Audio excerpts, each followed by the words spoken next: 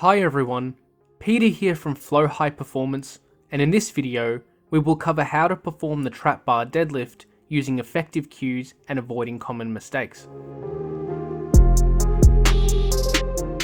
The trap bar deadlift is a fairly straightforward exercise. The athlete simply grips the center of the handles on each side and stands straight up.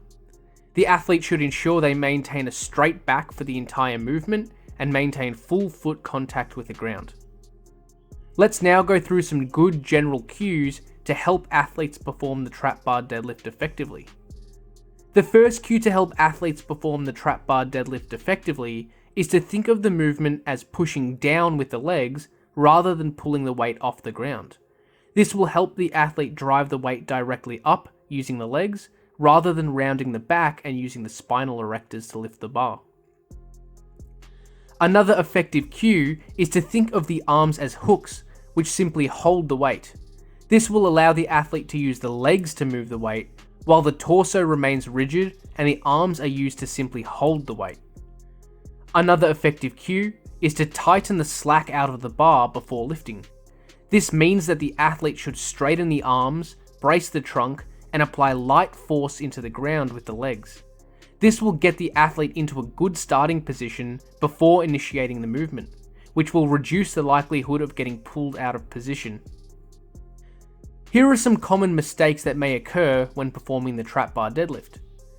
The first mistake is lifting the load without flexing the knees enough.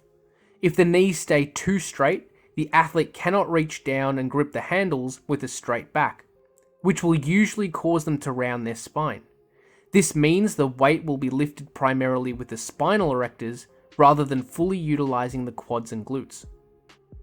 Another common mistake is shrugging at the top of the lift. This occurs when the athlete is trying to use their arms and shoulders to lift the weight, rather than purely using the legs. This will prevent the athlete from producing maximal force with the legs, which defeats the purpose of using the trap bar in the first place. Another common mistake is yanking the bar off the ground. This is when the athlete starts in a relaxed position and suddenly lifts the weight without getting into a solid position first.